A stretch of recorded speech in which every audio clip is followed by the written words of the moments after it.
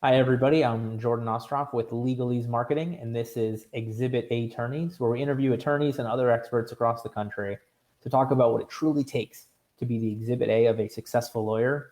Today, I have the great pleasure of sitting down with Brad Miller, who checks all of those boxes as a lawyer himself and an expert around the country to help other attorneys become the Exhibit A of a successful attorney. Brad is smart enough to explain how he never wanted to be a solo lawyer running his own law practice, but he graduated from law school, passed the bar, and the job market for those without guaranteed post-graduation employments was sparse. So to pay the bills, he reluctantly rented an office across the hall from a law school buddy, pulled the old Saul Goodman, set up a card table, and waited for the phone to ring. During his legal career, he's been a true solo. He's partnered with other lawyers.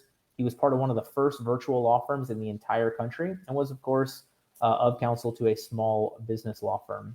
He's had a bootstrap and learned how to both practice law and run a business on the fly. I think that sounds familiar for all of us. He's seen recessions, economic booms, and of course, pandemics. And now, in addition to running his own law practice, he helps solo and small firm lawyers transform their law practices from something that causes stress and dictates their lives to businesses that provide them with the life they want, all while being a dad to a 5-year-old.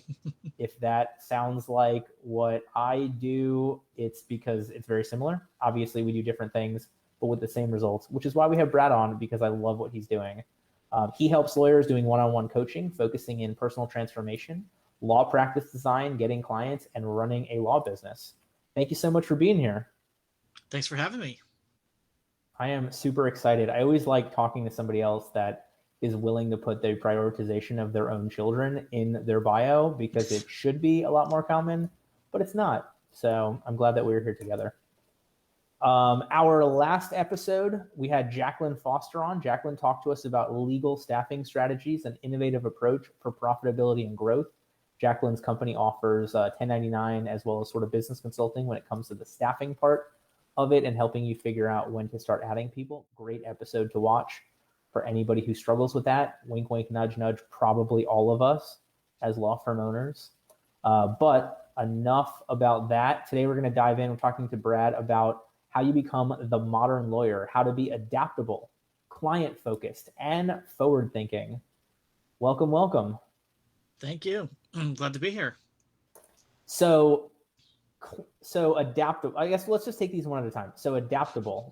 How does a lawyer become adaptable? What is the key to, or I guess what's the definition of adaptability from a law firm perspective that we're talking about here? I think adaptability is really just being able to change with the times. Things are going so fast nowadays with technology advances and pandemics and all kinds of stuff, and so adaptability is really just the ability to change with kind of what's going on in the world around us. Unfortunately, there's still a lot of lawyers who I don't think are very good at this, and so that's definitely a key to good and be successful.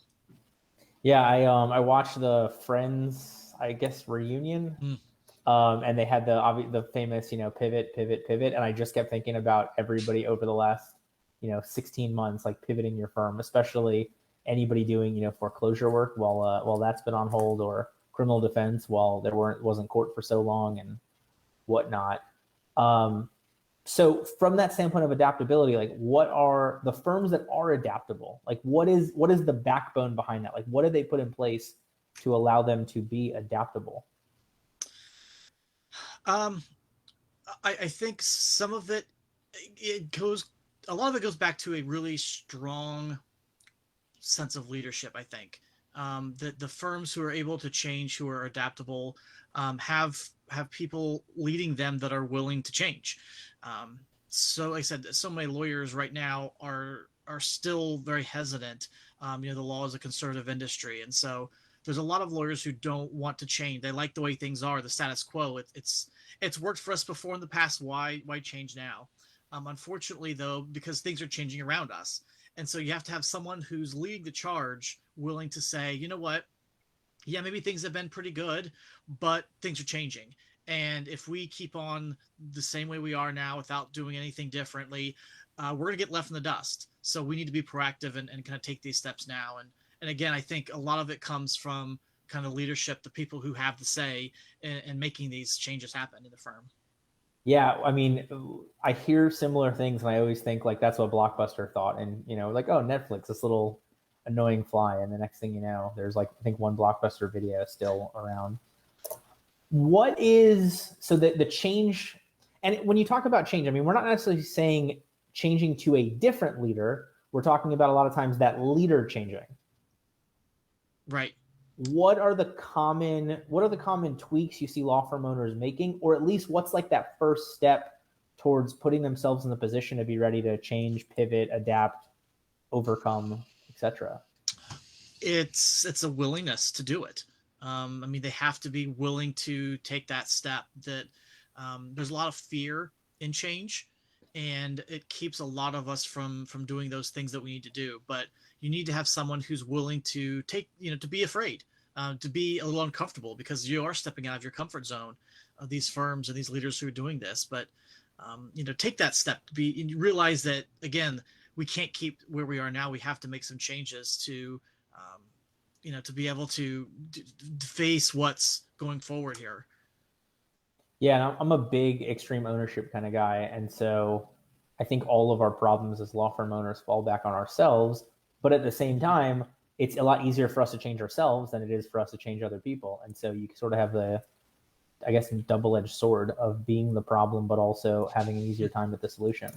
Yeah, I mean, it's something similar to what I do with my daughter. Like, she's 5, almost 6 here, so she's very impressionable right now. And if I try to tell her something directly, she's just not going to do it. Like, she's going to do the opposite with what I tell her. So really what I have to do is I have to show her through my own actions and the things that I say how I want her to behave. So they'll mirror what she sees from me, as that's acceptable. And the same thing I think in law firms is you need the owners, the people who are in charge, to be able to mirror what they want the law firm to do, what it wants to be, and then allow the others to kind of follow along with that. I could have used your. My child had his last swim lesson this morning, and I could have used your parenting advice. It's always funny though. You see like kids of lawyers versus kids of. I'm gonna go with normal parents. It's always funny the experiences that we put ourselves through when our child starts questioning us or talking back to us with like a very well reasoned argument. I get that all the time. Yeah, like logic, and like it perfectly makes sense, and you're like, how do you even know like the words that you were saying here? Like, but it just, yeah, they pick it Do up. you, do you find so we've got this law firm owner, they're struggling, they know they need to change, they're on that first step, they know that, I guess the 12-step process, right? Admitting you have a problem. Do you find a consistent change being needed among law firm owners, or do you find those changes being unique to everybody? Um,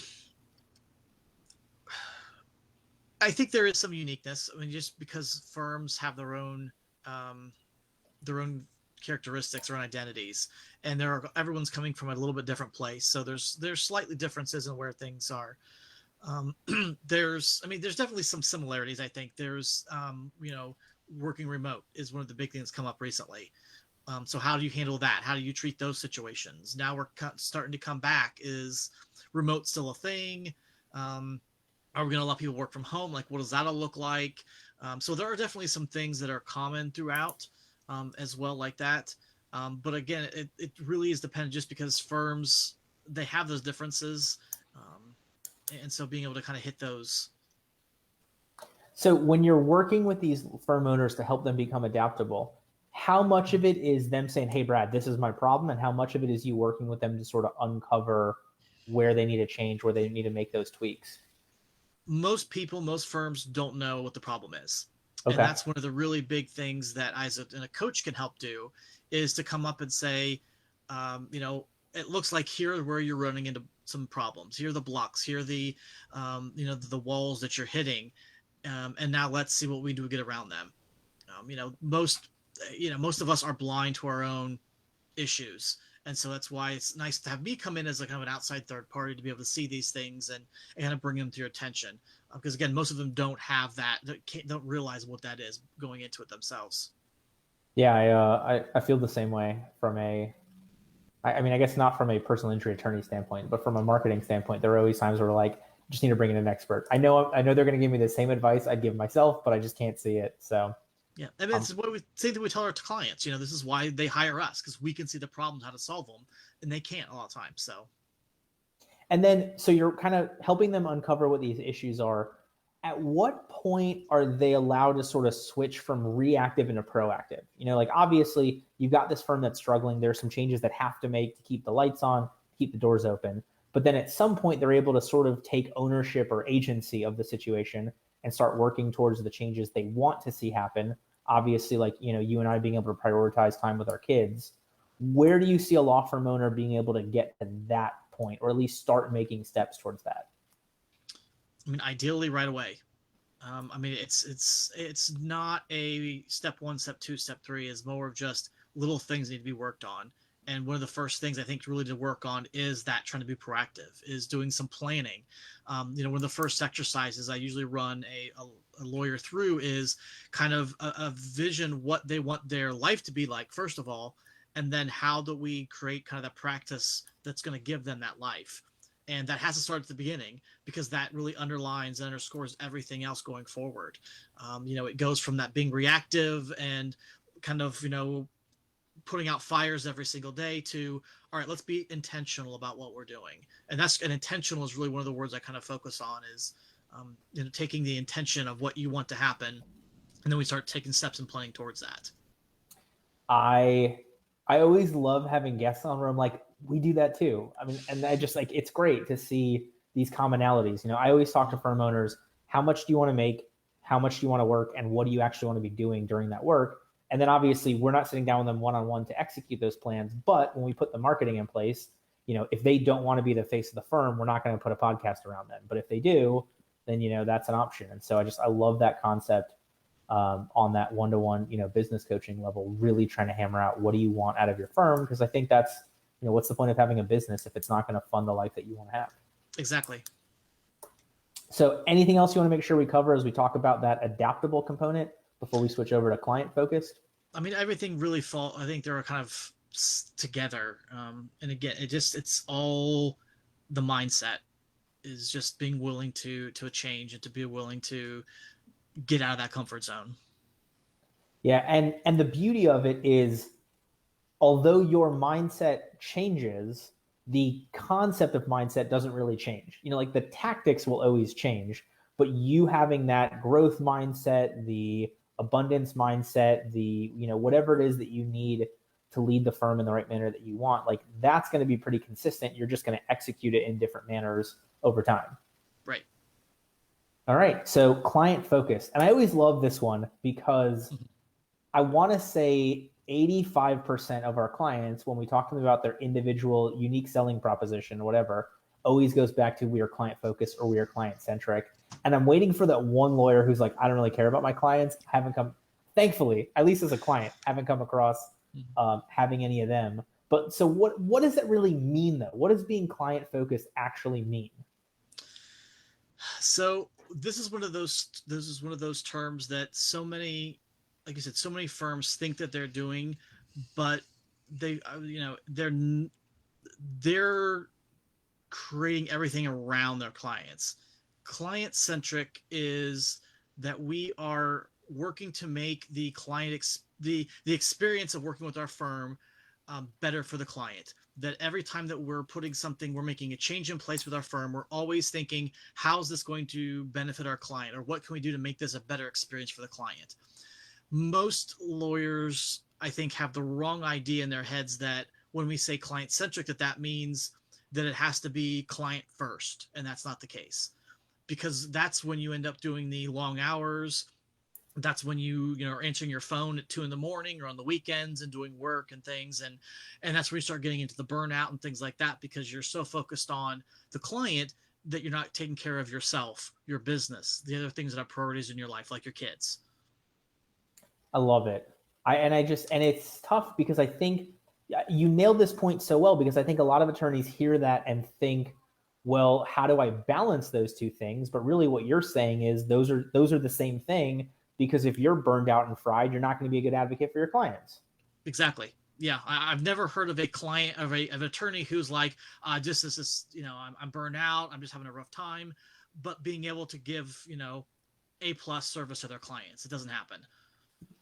No, it makes total sense. And the other thing I think a lot of attorneys can do to be better to their clients is charge more, which sounds like a weird thing that it would be worse for the client, but ultimately, more client or fewer clients at a higher rate allows you to put more time and attention on each individual one and customize it, while still being able to get responses to clients in a timely manner.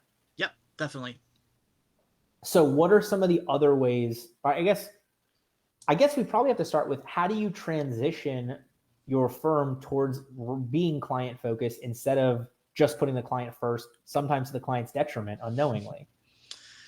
So I think it starts at, because every time there are so many touch points that your client has in your firm. And so for me, it's taking a look at from the very first contact that someone might have with your firm, the marketing that you put out. What does that look like? And how is that impacting the client? How is it making it easier or harder for them to interact with you? And just going through every single process, every single touch point a client has with you as a lawyer, with you as a firm, and just breaking it down, kind of taking a step back and saying, okay, so if I was a client and I was trying to contact this firm to set up a consultation or see if we could work together, what does that look like? Like, how easy is it to do? And then actually go through and try the process out. Like, try to go on your website, find where the link is, or how easy is it for me to get the phone number to call? Like, what do I have to do? Is there copy and pasting? Do I have to write it down? Like, little details like that. And you as an attorney write this, go through it and go through this process. Have your staff members or outside third parties come through and do the same thing, kind of the idea of the mystery shopper here, but just to get people's feedback of what it's like to work with you, all the way from meeting you online, all the way to paying their bills and saying peace out with you, but just go through every little step like that and see, ask yourself, how can I make this a better experience for the client? Yeah, it's one of those. Sometimes lawyers, so from a personal injury standpoint, sometimes lawyers or chiropractors or doctors are the worst clients, but a lot of times they're the best clients because they will go through it and they will give you really honest, genuine feedback from a true client perspective. And so, as much as I love go through it yourself, have your staff go through it, it's always interesting to get, like, if your best friend hires you for legal services, like, treat them like a normal client and really get their feedback, because you will hear the most amazing things. I know we have a business consultant as one of our clients, and he was like, "Hey, I got too many emails at this point because everything had to be signed on its own page." So we went in, swapped it, had reviewed it for everybody else, and other people commented on how great it was to have it be more simplistic. I don't know, fewer signatures, and it's something I never would have thought of. And so I love that, really Right. go through the client's shoes, or ask Yeah. them about it. Yeah, exactly. Ask them about it. That's key. Like, actually ask them about it and then take what they say to heart. Like, don't just dismiss as like, oh, well, that was just them, but actually like look into what they're saying and then see how you can make that better. If a client sees that you're actually implementing things that are going to fix the problems they brought to you, you're really going to endear them to you that way. They're going to say, you know what, they really care. They're really taking what I say to heart. And this is somebody that I want to work with. Yeah, and I just want to hedge that slightly. If you have 1,000 clients and one of them is like, "Hey, I really didn't like this one really specific thing," don't necessarily change it. But when you have that client you trust to give you the right advice, or when you start hearing it consistently, excuse me, then you better start incorporating that stuff. Oh, sure. Yeah, you're going to have the outlier, the one or two people that doesn't really work for them, but it's all great feedback. And maybe the point is like, hey, here's a different way for you to do it, or you kind of explain it off to that person. But um, So, in terms of client focus, are there any, I don't want to call them tricks, I guess, tips you have on client focus, things you've consistently seen clients implement that have really, moved the needle well? um, one of the big, some of the big things that I think that more the lawyers are starting to implement that's helping with that are allowing for online payments, so credit card payments. So make it easier for clients to pay you. Like, that's to your benefit, that's to their benefit. Like, there's still so many lawyers who either they won't accept credit cards, or like the only way you can pay is like you have to call into the firm and go through this long process, and make it easy so they can just, like, they're on Amazon, one click it, like, make it easy to do that. And I think that's something that firms can do that makes things a lot more client-centric for them. Along those lines, also e-signature. Please, dear God, everybody listening to this, whether you're a lawyer or not, if you don't have e-signature, I'm not hiring you. Like, I am not printing out a contract and signing it and scanning it and sending it back unless like my financial advisor sent me this thing and he knows me well enough to be like, look, you cannot e-sign this one document. This one has to be a wet signature. All of these can be e-signed. I was like, all right, no problem. You got me. Like, it is not you. It is compliance. It is the government. It is, whatever. But yes. Yeah. That was actually the next thing I was going to say is being able to make it easy for them to sign up with you and doing things by e-signatures and having documents that you can email back and forth and, that kind of stuff. It used to be that people would come into your office and they'd sit down with you and then you give them a stack of papers, or maybe you'd mail them an engagement letter in the mail and they'd sign it and send it back and all that stuff. And again, things have changed. Like, you can't do that. If you try to go that process, you're at least losing a week, if not longer. They may be talking to somebody else at that time. Like, have something, email it to them, have them so they can make some clicks, e-sign it, get it back to you. I've had people who I've talked with them on the phone, within under an hour, I've had them signed up because I'm able to do everything electronically. So that's definitely, and again, the really ironic thing about a lot of these things is yes, they are client-centric. They're really enhancing the client experience, but they really make your firm better. Like, your experience as a lawyer also better, because now you're not chasing people down to get things signed, documents, wondering, are they going to send back? Are they going to hire me? It's right there. Like, the payment's coming through right away. You're not waiting for checks to clear. So they're going to back all that stuff. It's like, and so you got to think it's not just the client. You're actually helping yourself too when you do many of these things. Well, and printing less, using less paper, using fewer stamps, using fewer envelopes, the time to address all those things versus just typing, punching in an email. A lot of those systems now that will also they'll force you to e-sign through a templated contract. And so now you're not spending, 10 minutes changing every contract. You're spending 45 seconds going through it. I'm right there with you. And it's amazing. And at this point, I'm almost impressed if somebody has had their firm running through 16 months of COVID now without being online and without taking credit cards, like, I'm almost impressed more than aggravated. I don't know how they're getting paid if that's the case. I don't know. They're driving to clients with their own hazmat suit and then grabbing the check. I don't know. I have no idea. With the big like tongs or something, like holding it out. There we go. Yeah, it's the 6 foot picker upper. Mm-hmm. What else? Client focus. Anything else before we talk about forward thinking? Communication, again, is a big thing, I think. Client portals is a great thing that you can do, as opposed to trying to email everything back and forth or worry about phone calls. If you have a way that clients can get online and look and see what's going on, or you can share documents through that can help a lot. But again, communication, anything like that you can make the interactions between attorney and client a lot easier. Those are places I think to look and really focus on. And that is the best example you talked about, where that's better for both sides. I don't understand if you're a lawyer and you don't love text messages, because I'm like, it's like having a court reporter for my life. Like, we sent this on this time at this date. Emails the same way. You have those clients like, you didn't tell me about this, and I'm always like, these are the 17 emails that you got about blah blah blah. So yeah, and that's a adaptability thing, that a lot of times it's just, this is something new. This is something that I'm not familiar with, and so makes perfect sense. And now we're gonna get to my favorite one, forward thinking. This is the one that I do not hear that many attorneys talk about. Being, look, we wanna accommodate the market, we want to be client focused, but like, forward thinking in the concept of the legal space, it's almost the antithesis of what we're taught in our legal ivory towers.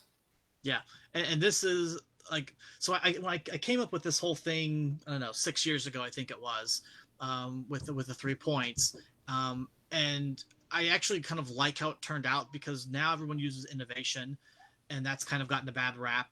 So it's not, people, kind of shrug when they hear it, whatever, but it's really kind of the idea of being innovative. It's, what can we do that's going to give us a leg up on everybody else? because there's so much competition out there nowadays. It's definitely a buyer's market when it comes to legal services. How do I set myself apart from not only the other attorneys down the street, but the Legal Zooms, your Rocket Lawyers, or those other online programs and things like that are offering legal type services? See, and that's where I sort of love it from the standpoint of like I've been talking to people about building their own brand till I'm blue in the face for God knows how long, and now finally I'm like, look, that's how you beat LegalZoom. That's how you beat somebody being cheaper. You really make them want you, your brand, your firm's brand, your whatever it is along those lines. But I don't know that that's innovative anymore. I think now we finally caught up to brand building as a key component of building a firm. Yeah, I think that brand building is a necessity nowadays. I think you have to have some sort of a brand, because otherwise you're just going to get lost. Like, I'm not even like distinguish yourself. You're just going to get totally lost in everything else if you don't have some sort of a brand, a clear message about who you are. See, I have everybody has a brand, but if you're not the one creating yours, you have no idea what it is. But I guess that you may be even more correct now that we are at 1.3, 1.4 million attorneys. Not having a brand may just be, I don't know, 1.2 of those. So what is it? A firm that has to be forward thinking? Is it the leader of the firm? Is it somebody at the firm? Is it a culture thing? Like, where does this forward thinking come in? Yes. Okay. Again, a lot of this stuff does come to the leaders of the firm. If you're a solo, it's totally you. But if you've got a smaller firm, if you're an owner of the firm, if you're a managing partner or whatever like that, a lot of it has to come from you, because if the associates or the staff are pushing for something, you're not buying it, it doesn't matter what they want. And so really it has to be kind of coming from the top. Now, a lot of the ideas can come from the bottom. A lot of the best ideas actually come from staff members who are on the ground seeing these things and are saying, you know what, this doesn't really make sense while we're doing this. I think we can do this better. And here, XYZ is what we can do. And I got to push that up the chain. But again, it goes back to the people at the top are the ones who have to greenlight it. They're the ones who have to flip the switch and make it happen. So it needs to be throughout. To those owners listening, when you have that frontline staff member, low-level staff member, whatever you want to call them, who has those ideas, please, dear God, like, do what you can to incorporate it or honor them or explain to them why it's not being incorporated, because like that is somebody totally going above and beyond to be like, hey, if we changed X, I think it would be better. Right. Yeah. I mean, again, so I think some of the best ideas come from the frontline staff people, those who are dealing with clients on a day-to-day basis, who are answering your phones, who are, actually there on the ground doing stuff. If they've got things that are going to make their job easier, I can almost guarantee you it's going to make the firm more money. Because it's going to allow them to be more efficient, do more things, make the clients happier, something. It's going to come back in spades if you do that. Yeah, we had my intake person was like, hey, she ended up covering for somebody else for a couple of weeks and was like, hey, can we get a stamp with our address? And I was like, yeah, sure. Why? And she's like, oh, because on certified letters, I'm writing our address like 6 times. I was like, great, here we go. Stamp. And that's, 30 seconds on every letter times God knows how many letters every week times, whatever it is. It was great. And something I never would have thought of because I have the worst handwriting. So me addressing anything is totally wasteless. Yeah, exactly. That's a great example. So how different is this innovation and forward thinking going to be from firm to firm? I mean, it really, I think there's some big higher level issues. So you've got, how do we make things more client centric? How do we really distinguish ourselves, kind of some of the branding concepts and, things like that. But I mean, you're going to get granular too. You're going to get down to the details of, the changes, like getting a stamper.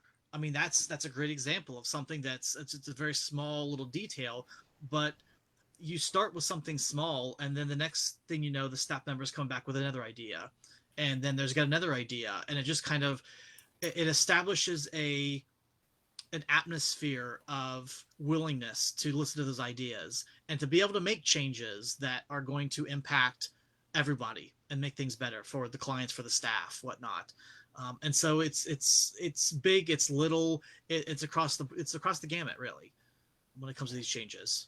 So we're not necessarily talking about like rewriting the law and creating brand new case law. I mean, we can be talking about something as simple as changing a very small process to provide a better result, a faster result, whatever it's going to be. Yeah, everybody wants the big, sexy, big change, and that's great. And sometimes it happens. And if you can have one of those big things, all the power to you. But most of the time, it's little changes. It's just a little incremental steps, and they may not seem like much on their own. But when you kind of step back and see, like, where did we start and where are we now? Those little incremental steps really add up, and they can end up being a big change at the end. You just may not notice it at the time. Yeah, they have a thing. If you get 1% better every day, you are 37 times better over the course of a year. Yep. Which is crazy to think. It's like 1%. If you're running I was going to say if you're running a 10-minute mile, but then I can't do that math because it's off of 60 seconds, not 100. So if you make $100 on day one, you make 101 days. By the end of it, you've doubled it 37 times. Yeah. Crazy. So I guess where does a firm owner start? Like they know they have problems, or everybody has problems. Like what is that beginning of, hey, it's time to commit to being adaptable, being more client focused, being forward thinking, hiring Brad? Like what do they go through? So I think you just mentioned everybody probably has something in their practice that could be better. Like I don't think any of us have the gold standard. There's nothing that can be better than this practice. I mean, if they did, they wouldn't be listening to us today if that was the case. So, I mean, I think the fact that they are listening, either live or kind of in the future, says that there's something about their practice that they know can be better. Maybe it's they want to make more money. Maybe it's that they want to grow. They want to bring on more people. Maybe they are feeling burnout, or they aren't really doing things that they want. They're not spending time with their kids. They don't want to do the weekends and the long late hours anymore. And so it really takes someone saying, something needs to change. Something needs to happen here because the way things are going is not going to get better. And again, it may be a positive thing. It's necessarily like a bad thing. Maybe just I want to make more money. But they know that what got them where they are now is not going to get them to that next level. And the only way they're going to be able to get that next level is to kind of is to get help. And I know that's hard for lawyers to say because we don't like to ask for help. We like to think we can do everything ourselves. But that's kind of the first step is, saying, hey, you know what? I'm an alcoholic, and I need some help. Yeah. I mean, I was 200 something $1,000 in debt on the firm. I was working 60, 65 hours a week. We had nothing really consistent going on. And then my wife was like, hey, congrats, we're pregnant. And I was like, oh, awesome. And then what are we going to do? And it took me, I mean, my kid's over 3. So this would have been, over 4 years ago, or maybe right at 4 years ago. It took a long time to get to it, but I would say over the last 2.5 years, like I would not have changed the crap that I went through because that's what really forced me to build that solid foundation that goes into a lot of what you're talking about here. Yeah. It's I joke with everybody. I feel like Andy Dufresne, going through the tunnel of poop to get out of the prison so that he can get to whatever the city is in Mexico. Yeah. But that's what a lot of us go through. And the problem is, I guess, let me rephrase. The problem is what a lot of attorneys go through is never getting through the tunnel of fecal matter. It's just staying in there and not making the changes. So yeah, it's fear, and that may be one of the a big takeaway is that it's all based on fear, and the only way that they're going to get things better is to acknowledge that it might suck. I don't know what's going to happen. It could be great, it could be bad. I don't know, but the only way I'm going to find out is to take that first step and do it. And the beauty of that is, what's the worst that happens on this process? You don't like the changes and you revert back to what was going on before, but I can't imagine that being the case because, like you said, there's always going to be an issue somewhere. There's always something we can work on. We could always get better at something. Yeah, and one of my favorite phrases is everything always has been, currently is, and will always be fine. What's the worst that can happen? You die. Well, you know what? Now don't have to worry about it anymore because you're gone, right? So, you know what? The worst thing that can happen, it's not a big deal. So let's jump out and try. As an optimistic nihilist, that really spoke to my core being. One day the sun will explode. So who cares about this client who's mad at you for a 15-minute deadline? There you go. So as we get towards the end here, I mean, what else do we need to cover? What else do we need to talk about? What do you want to make sure that we share? I think, attorneys are strapped by fear and conservatism. Like, we don't like to make changes, and again, it ultimately goes back to fear, I suppose. We're comfortable with status quo, with what we know, even when it is not the best situation. Like, you're working 60 hours a week, you're overworked, that you've got, a lot of stuff going on, you're missing out on family things, the stuff you want to be doing, you're not taking care of yourself. Like, we kind of we know these things and we get them. But yet we still aren't willing to take that step to change. We're still more afraid of changing and what could be than we are where we are now. And it seems kind of crazy, and it's not just lawyers, but, especially lawyers, because we are so kind of risk averse by nature, I think. We don't like to take those steps, but that's the only way that you're going to make any changes to kind of push that edge of that comfort zone out, and do something that's a little bit uncomfortable. And it's funny you mention it that way, because I always hear it like, what are Dan and Susie going to think about this? Like, what are the random attorneys that are at the other end of my office going to think about when I do this? It's never like, what's John Morgan going to think, or what's Jose Baez going to think, or what's some super famous, wealthy, successful attorney. It's always like, the people that I run into at the bar meetings, like, they're going to be like, you're such a fraud for doing this. And then I always want to go back to them with like, I promise you, if you sat down and really got to know that person, they would have some other terrible issue. They would have something going wrong for them. They would have something that they could be better at, and they're not that concerned about you being, successful by wearing your Hawaiian shirt at a Facebook Live instead of a full suit or something stupid like that. Yep. All right. So our next episode, that's going to air next Monday the 21st, 1:30 Eastern Time. We've got John Strohmeyer on. For those of you that don't know John, he is a great person to chat with. He has the Five-Star Counsel podcast. We're going to talk about the top ways to perfect your client's customer service experience. I cannot speak. John's the kind of guy who has his dogs listed as his HR rep and employees at his office on his law firm website, and just really incorporates who he is into what he does. And so I always love talking with him about it. Specifically, this will be the intersection of marketing and customer service. So I'm excited for that. But I'm not going to let you go yet, Brad, because we need your biggest takeaway.